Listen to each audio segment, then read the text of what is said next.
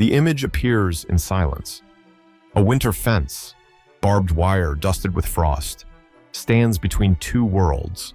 On one side, children in threadbare coats huddle close, their cheeks hollow, their lips cracked with cold. They are German, the defeated generation, born too late to carry arms but soon enough to inherit hunger. Their eyes, sunken yet searching, move with the slow rhythm of despair. Every sound of footsteps behind them makes their shoulders flinch, as if expecting the command to leave, to scatter into the ruins of a country that no longer offers bread. Inside the camp, the air carries a different rhythm. A heavy iron pan sits atop a field stove, flames flickering red beneath. An American soldier, his sleeves rolled, pours batter with practiced ease. The sound is a soft hiss, and then the unmistakable aroma rises, sweet, warm, rich with flour and eggs, pancakes. The smell drifts outward, slipping between planks and wire, settling in the noses of those who have not tasted warmth for weeks. It is a cruel paradox, food prepared in abundance, while children starve just beyond reach. A camera would linger here. On the contrast, the victors, in full power, could choose to punish, to ignore, to remind the enemy of its guilt. Yet at this moment, another choice is made. The spatula lifts, the pancake turns, golden and steaming, and just beyond the fence. A boy no older than 8 wipes his nose on his sleeve, his stomach clenching at the sight. He does not dare to ask. The tension sharpens with expectation. These were the children of the enemy offspring of men who had fired bullets into Allied ranks, who had left burning cities behind. Soldiers, hardened by years of battle, might well have turned away, but instead, one voice cuts the air. "Hey, come here." The gate opens a fraction. A small hand, trembling, reaches out, and into it is pressed something miraculous, a hot pancake. Its edges crisp, its center soft, still breathing the scent of fire. The boy stares, unbelieving. Around him, other children shuffle forward, uncertain. No gun is raised, no order shouted, only the continued sound of batter pouring, of pancakes turning. It is not the roar of victory, but the quiet hiss of kindness. The paradox strikes like lightning. Why would those who held the power to punish instead give sweet cakes to the children of their enemy? In this small gesture, the story begins a story not of generals and battles, but of warmth pressed into hungry hands. If you value stories like this, don't forget to like and subscribe. It helps preserve forgotten chapters of history. And tell us, where are you watching from, and what time is it there? History feels closer when shared across moments and places. The year is 1945. Germany lies broken. Cities once proud with spires and markets now gape open with wounds of bomb craters and shattered glass. Smoke still hangs over Dresden, Cologne, and Berlin, curling into the skies as if reluctant to leave the ruins. Trains no longer run with schedules, but with silence. Bridges collapse into rivers where children pick through wreckage for anything edible. It is spring, but hunger knows no season. Numbers tell part of the story. By the summer of 1945, more than 20 million Germans faced food shortages severe enough to cause illness, especially among the very young, in Saxony. Ration cards gave families less than 1,000 calories a day, half the intake needed to keep a child healthy. Malnutrition bloated small stomachs, thinned limbs, and dimmed eyes. For many, the war did not end in May. It simply shifted into another front, where survival was fought with empty bowls instead of bullets. Amid this backdrop, American prisoner of war camps dotted the countryside, built to hold captured German soldiers. They also became accidental centers of attention for civilians who had nothing left. Children appeared first, slipping through the edges of ruined villages, their bare feet scratching across gravel roads. They came in silence, wary, uncertain whether these victors would chase them away. Mothers followed at a distance, some with infants strapped in cloth, some with eyes hollow from nursing hunger. They carried the weight of shame. For to beg from the enemy was to admit defeat twice over. Inside the camps, American supply chains moved with a rhythm foreign to those watching. Cans of flour, sugar, and powdered milk arrived from depots that stretched back across the Atlantic. An American soldier might complain that the coffee was too bitter, or that the syrup came in tins too heavy to carry, but to the German eyes peering through fences, these stores looked like treasure hoarded by gods. Here was abundance. Not luxury, but compared to the wasteland outside, abundance all the same. Letters home from American guards sometimes captured the contrast in unguarded lines. One private wrote to his sister in Kansas that he had never seen kids so thin, their eyes too big for their faces. Another told his mother that we eat more in one breakfast than some families see in a week. These were not meant as grand observations, just small notes scribbled before lights out. Yet they reveal the magnitude of the gulf between conqueror and conquered, between those who carried rifles and those who carried nothing but hunger. Children lingered at the camp edges day after day. They did not cry aloud, they simply waited. Some bent to pick weeds, nibbling on bitter leaves. Others scoured the ditches for potato peels thrown from mess halls. Hunger made them inventive, and still. The soldiers inside hesitated, torn between regulation and conscience. It was here, against this backdrop of ruins and silence, that the unexpected gesture of pancakes would soon unfold, a gesture that would defy the logic of vengeance and instead plant a seed of memory. For weeks, the children gathered near the camps, their bodies telling the truth before their lips ever could. They were shadows of youth, ribs visible through thin shirts, shoes patched with wire, and hands clasped together more from fear than warmth. Every soldier who passed by became a test of possibility. Would he toss them away with a gesture of dismissal? Would he shout to move back, reminding them of their father's crimes? Or would he simply ignore them, as if they were ghosts haunting the edges of war? German civilians expected harshness. After years of propaganda, they were taught that enemies would repay cruelty with cruelty. In whispered conversations in ruined kitchens, women muttered that the Americans might starve the children as revenge. Some believed the camps were places of torment where no kindness would ever slip through. Hunger was punishment. And so when the children edged near the gates, they did so with dread. One story passed from village to village, a kind of gossip born of fear. A boy had supposedly been struck by a guard when he asked for food, whether true or not. The rumor tightened the air around the camps. Children hesitated, waiting in silence. Their mothers, standing at the edge of fields, pulled scarves tighter and held them back. Better hunger than humiliation. They thought, better to suffer than to ask the enemy for pity. Inside, the Americans lived with a strange duality. Regulations warned them not to share rations. Food was measured, supplies accounted for. Yet every day they watched the same eyes staring through the wire.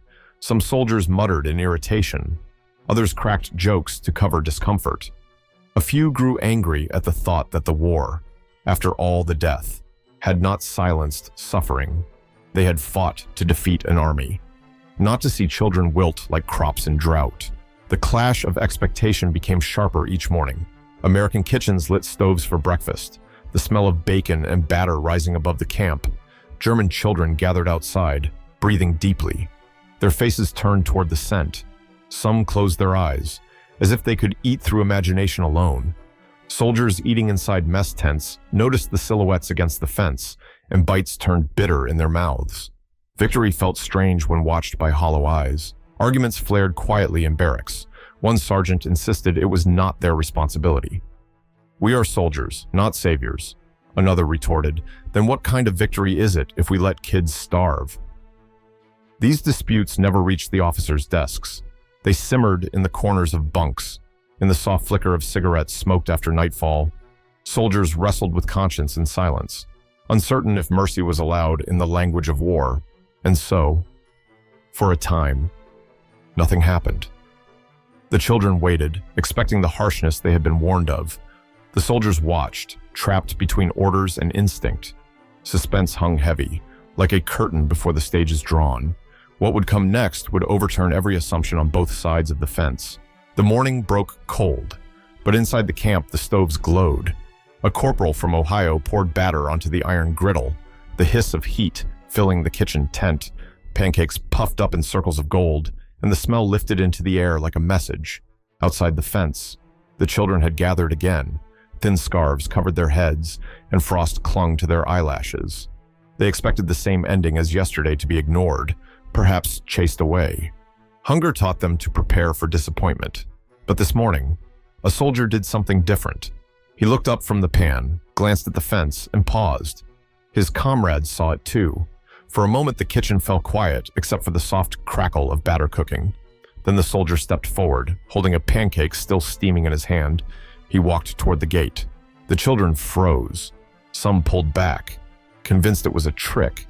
But the gate opened with a creak. The soldier bent down, called softly, and extended the pancake. A boy stepped forward, hesitant, his hands trembling not only from cold but from disbelief. He reached out and touched warmth, real warmth. Soft bread alive with heat. His fingers curled around it as if holding fire itself. The others waited, unsure. Then another soldier lifted a second pancake, then another. Soon the children were edging closer, their hollow eyes fixed on the plates now stacking near the stove. The first boy bit into the cake, and his lips quivered. Sweetness, impossible sweetness, spread across his tongue. Tears welled up as hunger collided with sudden relief. Inside the camp, the men returned to flipping more batter. Laughter rose, not loud, but nervous and almost shy, as if they too could not believe the scene unfolding. The act broke something invisible. Rules faded. Suspicion gave way to impulse. Pancakes piled higher, and children pressed forward, their fear dissolving into urgency. One little girl clutched hers so tightly that syrup dripped down her sleeve. She did not care. She tore into it with the ferocity of a starving animal, then stopped suddenly, glancing up at the soldier who had given it to her, for a heartbeat. Their eyes locked hers, shining with relief, his softened by something he did not expect to feel. He smiled faintly, then returned to the stove. It was an exchange of more than food. It was an exchange of humanity in that moment. The line between victors and defeated blurred. No shouts, no commands, only the sizzle of pancakes turning and the sound of small hands tearing into bread. The reversal was complete. The feared enemy had become the unexpected giver, and the hungry child the recipient of mercy. Both sides stood suspended in disbelief, realizing that war's rules had been rewritten in the language of a meal. The scene deepened into something no diary could quite capture, yet many tried. The children, who only days before had stood mute with fear, now ate with trembling urgency. Some devoured every bite in seconds, crumbs scattering onto their sleeves. Others slowed midway, staring at the golden half circle in their hands, as though afraid it might vanish if eaten too quickly. A boy of 10 tried to save a piece for his younger sister waiting at the edge of the fence, but hunger won. He wept as he swallowed the last morsel, torn between relief and guilt. Letters from American soldiers revealed the emotional swell within the camp. One wrote, "We handed out flapjacks to those kids. Never saw anything like it," some cried before they took a bite. Another admitted, "For the first time, I felt we had done something greater than shooting." These were not official reports, just fragments scribbled on scraps of paper. Yet they carried more weight than any military order. The gossip inside the barracks became stories repeated with pride. A guard joked about a little boy who licked syrup off the tin plate so thoroughly it gleamed. Another told of an officer's face burning red when his daughter clutched the pancake to her chest and would not let go, refusing to share with him. These whispers, half humorous, half heartbreaking, circled like campfire tales, uniting soldiers in a strange brotherhood of kindness. The emotional climax came not with the first bite, but with what followed. Some children, after eating, burst into tears so sudden and violent that the soldiers did not know whether to laugh or to kneel beside them. One child cried with pancakes still stuffed into his mouth. Another stood frozen, his lips quivering, clutching his cake as if afraid it would be stolen back. These were not the proud gestures of victors or the resentful stares of the defeated. These were human beings colliding at the level of survival, discovering that even amid ruins, mercy could still exist. The American soldiers, hardened by campaigns across Europe, found themselves disarmed, not by guns, but by gratitude. They kept flipping more batter, almost in rhythm, as if the act itself was a kind of prayer. For once, their weapons were spatulas and ladles, their ammunition sacks of flour, In a war defined by numbers, tanks destroyed, prisoners counted, shells fired, this moment defied statistics. It was intimate, fragile, yet more enduring than a battlefield victory. And so, I must ask you directly, watching this story unfold, if you had been there, standing behind that fence, would you have dared to step forward for a pancake? And if you were one of the soldiers at the stove, would you have broken the rule to hand it over? In the days that followed, the pancakes became more than food. They became a ritual, a signal that something larger was happening inside the camps. Children arrived earlier, sometimes before dawn, their breath forming pale clouds in the chill air. Soldiers pretended not to notice at first, but when the stoves lit and the batter hissed, eyes met across the wire. The routine was set, batter poured, pancakes flipped, small hands reaching out. The effect worked in two directions. The children, their stomachs no longer gnawed so violently by hunger, began to carry themselves differently. One boy, who days before had shuffled with downcast eyes, now looked directly at the soldiers as he ate, as if daring to believe in kindness. A girl with a scarf tied too loosely around her head whispered to her friend that the Americans were not monsters after all. Such words, soft as they were, carried weight in villages still scarred by ruins. But the soldiers too changed. The act of feeding the enemy's children was not written in their manuals. It was something discovered by accident, and it reshaped how they measured victory. One lieutenant confided to a chaplain that he had expected satisfaction when German guns went silent. Instead, true relief came when he saw a child smile with cheeks stuffed full of pancake. Another soldier joked that he had flipped more pancakes in 1 week than he had fired bullets in the entire campaign. Behind the humor was a strange pride that their legacy might rest not in destruction, but in sustenance. The double impact was undeniable. On the physical level, hunger eased, if only briefly. Stomachs were filled, weakness lifted. Children could walk back to their mothers with crumbs still on their lips. But on the deeper level, something shifted in the spirit. For the children, it was proof that compassion survived even in uniforms once feared. For the soldiers, it was the realization that conquest could not equal peace, only gestures of mercy could. There was resistance. Of course, some officers frowned, warning that resources were not endless. Flour was measured, syrup rationed, sugar scarce. Yet even those voices fell quiet when they saw the scenes unfolding at the gates. One major, known for his strictness, was seen turning away quickly, wiping his eyes when a girl kissed the pancake before biting it. So the pancakes became not just meals, but symbols of an invisible treaty. No words signed, no speeches made, just simple acts repeated until they took root in memory. In those fleeting minutes, children and soldiers together redefined what it meant to win. And to you watching now, consider this: what is the measure of true victory? Is it written in the ruins left behind, or in the fragile smiles that rise when hunger is eased? Tell me your thoughts. I would love to hear how you define such a victory. Years later, survivors still spoke of the pancakes, not as a grand strategy, not as an official program, but as a memory etched deeper than the roar of artillery. For the children who had stood at those fences in 1945, the taste of warm batter remained long after the ruins of their cities were rebuilt. One man, decades later, confessed to his grandson that he could not smell frying flour without seeing the faces of American soldiers bending down, offering bread instead of blows. The pancakes became a symbol that stretched beyond hunger. For some, they represented the first moment they believed the war had truly ended. Guns had fallen silent in May. But silence alone did not bring peace. Peace came in the form of a hot cake pressed into a starving hand, a gesture that restored dignity along with life. Diaries and recollections preserved the small details. A girl once too weak to stand wrote years later that she remembered the pancake's warmth more vividly than the ruins of her hometown. Another recalled how she and her brother argued over who would lick the last drop of syrup, then laughed for the first time since their father had been taken prisoner.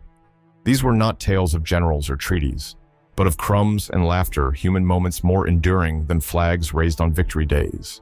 The American soldiers, too, carried those scenes with them. Veterans who returned home to farms, factories, and families sometimes spoke of the pancakes as the one act that justified all their sacrifice.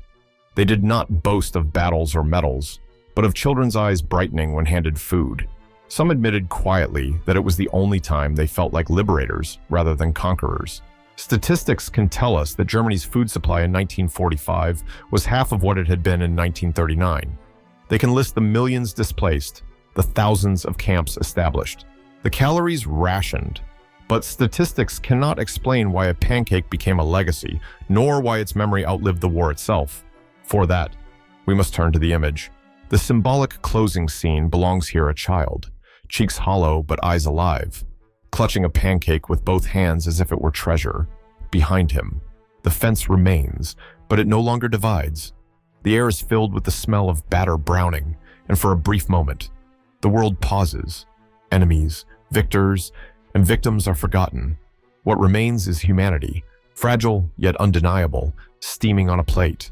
And so the story settles into history. Pancakes in a prisoner of war camp, not grand, not glorious, but timeless.